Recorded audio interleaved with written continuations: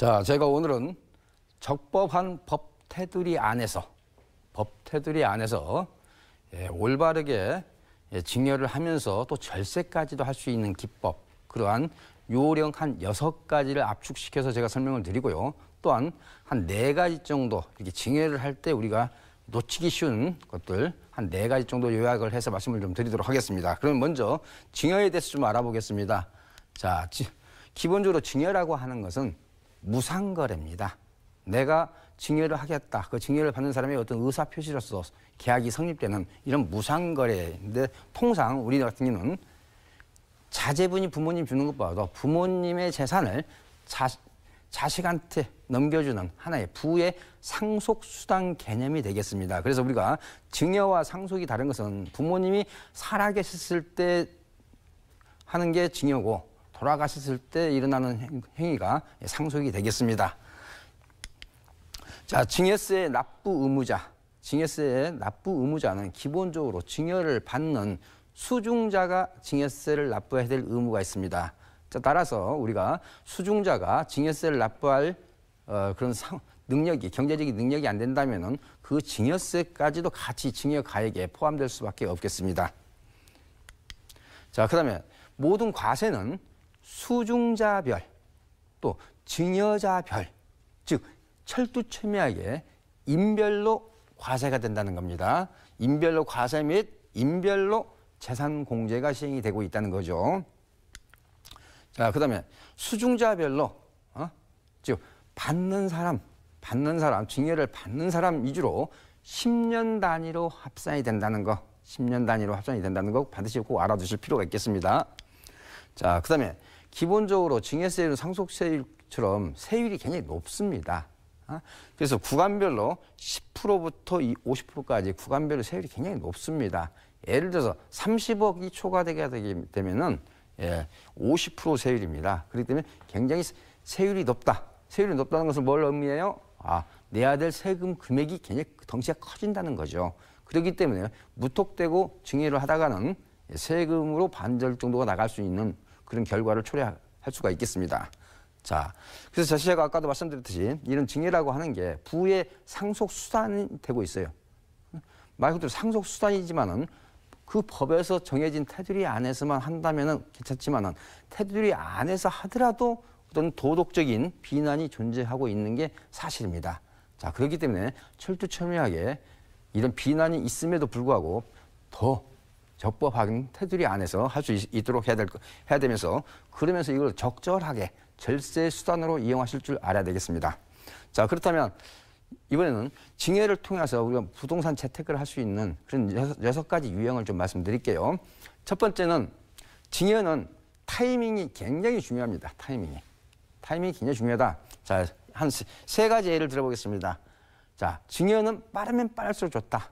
자, 그래서 예를 들어서 자녀가 태어나자마자 증여를 하라 이랬을 경우 30세가 됐을 때 1억 4천까지 증여세 없이 증여를 해줄 수가 있습니다. 그렇다면 30세 벌써 자금 출처 1억 4천을 증빙이 가능하다는 거죠. 그러면서 세무당국에 떳떳하게 증여 금액이 신고가 돼 있기 때문에 1억 4천에 대해서는 아무런 탈이 없겠죠.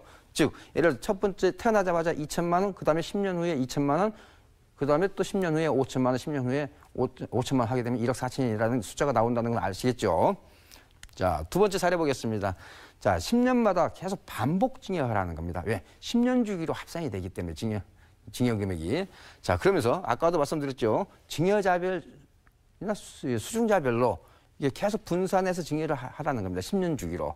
자, 그랬을 때, 즉, 아버지가 한 번 증여, 어머니가 한 번 증여, 큰아들한테 한 번 증여, 작은아들한테 한 번 증여, 이런 개념으로 이해를 하시면 되겠습니다.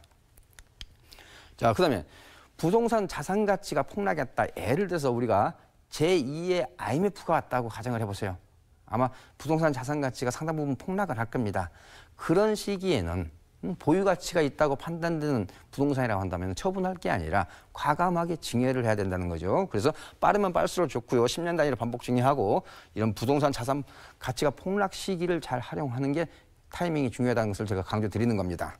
자, 두 번째는 증여재산 공제 기준과 세율, 이걸 적당하게 잘 활용을 하셔야 됩니다.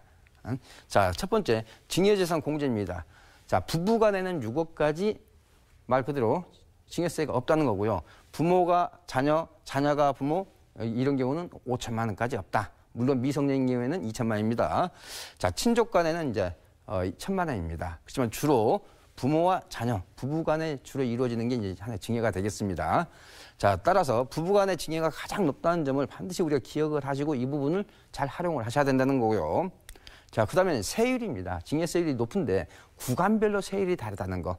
구간별로 세율이 다르기 때문에 그 구간별로 세율을 갖다 잘 지키시면 된다 이거죠. 예를 들어서 자, 가능한 징여 재산 그 과세 표준액이 5억을 넘지 않도록 해야 된다. 만약에 5억을 넘게 되면은 징여세율이 30%가 됩니다. 그렇지만 5억이 안 됐을 때는 20%로 떨어지게 됐죠. 20%와 30%는 징여세액에서는 굉장히 큰 차이를 볼 수 있겠습니다. 자, 예를 들어서요. 부모가 자제분한테 20세가 넘은 자제분한테 1억 5천을 징여했을 때와 1억을 징여했을 때는 세율이 똑같습니다. 왜 그럴까요? 자, 과세 표준이 1억까지 10%이기 때문에 그 1억 5천에서 5천만 원을 차감을 하게 되면은 1억이 되기 때문에 세율이 10% 똑같다는 거죠. 그렇기 때문에 이런 세율 구간이 바뀌는 그 구간에서 살짝 낮춰놓는 그런 기법이 중요한 거죠. 자, 세 번째입니다. 국세청에 내부적으로 자금 출처 조사 배제 기준이라는 국세청 내부 훈령이 있습니다. 그 훈령을 우리가 적절하게 잘 활용하시면 되겠다는 거죠. 자, 좀 보겠습니다.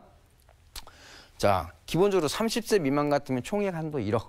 그 다음에 30세 이상 비세대주 1억 5천, 30세 이상 세대주 2억 5천, 40세 이상 비세대주 3억, 40세 이상 세대주 5억까지입니다. 자, 그렇기 때문에 이 전형적으로 총액 한도 금액 내에서는 국세청에서 자금 출처에 대해서 조사를 하지 않겠다. 그렇지만 여기서도 한 가지 원칙은 있습니다. 원칙적으로 징여가 명백한 경우는 징여세를 납부하시는 게 원칙입니다. 그래서 이거는 어디나 국세청 내부 규정이라고 보시면 되겠습니다.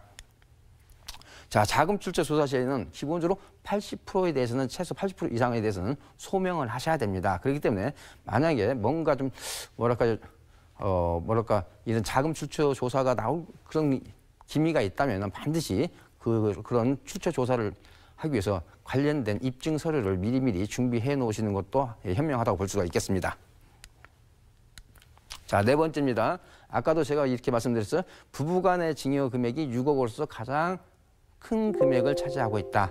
그래서 이런 부부간의 징여를 통해서 양도세를 절세할 수 있는 그런 기법으로 활용을 하셨으면 좋겠습니다. 자, 첫 번째는 6억 원까지 증여세가 없어요. 10년 단위로. 따라서 예를 들어서 내가 3억에 샀던 아파트가 현재 6억이 됐습니다. 그렇다면 내가 그냥 팔게 되면은 만약에 내 주택이 여러 채 있는 사람이라면은 양도 차익 3억에 대해서 세금을 내야 되겠죠. 그렇지만은 이게 만약에 남편 명의로 돼 있던 것을 부인한테 징여를 해서 6억까지 그리고 나서 한 5년 후에 처분을 하게 되면은 5년 후에 시세가 6억에서 7억 5천이 됐다 할지라도 양도 차익이 1억 5천이 되기 때문에 양도 차익 3억과 1억 5천은 큰 차이를 볼 수밖에 없겠죠. 자, 그다음에 내가 집이 여러 채인 사람이에요. 여러 채인데 양도 차익이 꽤 큰 사람입니다. 특히 요즘처럼 파리 대책으로 해서 다주택자에 대해서 양도세 중과가 이게 시행이 되고 있기 때문에 잘못했다가는 세금으로 다 뺏길 수밖에 없는 그런 상황이 됩니다. 따라서 이럴 때는 다주택자 같은 경우는 부부간에 쌍방징여를 하라는 겁니다. 쌍방징여. 이렇게 말씀드릴게요. 남편 명의로 돼 있는 것을 부인 명의로 돌리고 부인 명의로 돼 있는 것을 남편 명의로 돌려서 취득가액을 올려놓고 그리고 나서 5년 후에 처분을 하게 되면은 양도세 줄일 수 있는 효과가 대폭 늘어나겠죠. 자, 그다음에는 부담부 증여. 뭔가 증여를 받는 사람한테 뭔가를 이렇게 부담을 시켜주면서 증여를 하는 기법이 이 부담부 증여입니다. 그래서 가능한 부담부 증여 기법을 활용하라고 말씀을 드리고 싶습니다. 자, 첫 번째, 가능한 임대차 보증금이 많이 들어 있는 것을 하자는 거죠. 즉, 아까도 말씀드렸습니다. 갭 투자를 할 때 그 전세 보증금을 차감을 하고 나머지에 대해서 이게 증여세를 납부를 하시면 되기 때문에 가능한 임대차 보증금이 있는 부동산을 증여를 하는 게 유리하다.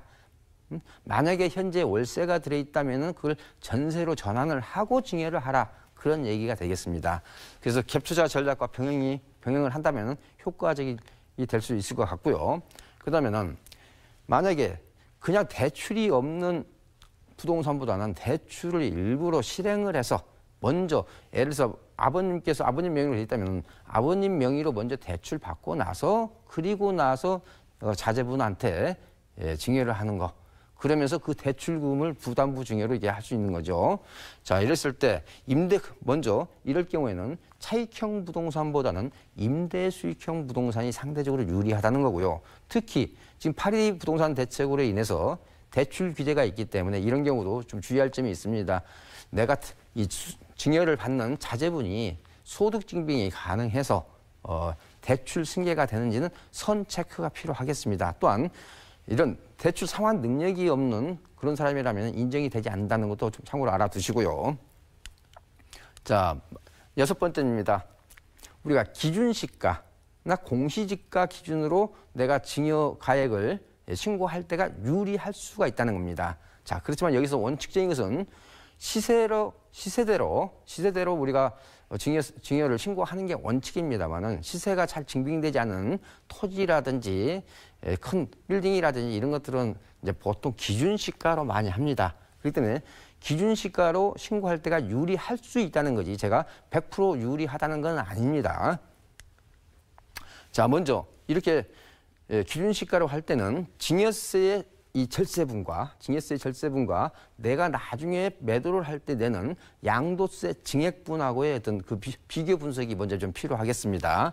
자, 그다음에 이런 기준시가로 보통 해야 되는 것은 장기 보유를 한다면 아주 가치가 있는 부동산이라든지요. 부동산 금액이 굉장히 큰 금액. 아까 제가 그랬죠. 30억이 초과되게 되면은 세율이 50%라고 말씀드렸죠. 하나 사례 보겠습니다. 이렇게. 자, 부모님 명의로 40억짜리 빌딩을 하나 구입을 했습니다. 40억짜리. 물론 40억은 시세대로 산 거죠. 그리고 나서 대출을 한 20억을 일으켰습니다.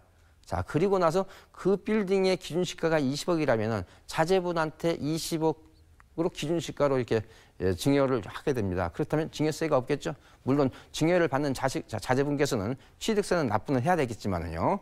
자, 그렇기 때문에 이러한 기법도 있다는 것도 참고로 알아두시고요. 그렇지만 이게 모두 다 유리한 것만은 아닙니다. 따라서 이런 기법 같은 경우는 어떻게 보면 사회적인 도덕적인 비난도 감수할 필요는 좀 있겠습니다. 자, 이번엔 주의사항 한 4가지 말씀드릴게요. 취득세율이 기본적으로 4%입니다. 4%고 그다음 취득세 납부 의무자는 증여를 받는 사람입니다. 자, 그다음에 장기 보유를 기본적으로 염두에 두고 해야 됩니다. 한번 증여를 받게 되면은 5년 이내에 매도를 못 합니다. 만약에 5년 이내에 매도를 하게 되면은 2월 가세가 되겠습니다. 자, 그다음에 원칙이 시세로 증여하는 거 원칙입니다. 만약에 시세가 잘 검증이 되지 않는다면 감정평가라도 해가지고 하는 게 원칙이고요. 그렇지만 이제 아까도 제가 말씀드렸듯이 절세 기법으로서 기준시가를 종종 활용할 수 있다는 거고요. 자, 증여세가 없더라도 반드시 신고는 해야 된다 하는 점 굉장히 중요합니다. 왜 그러냐?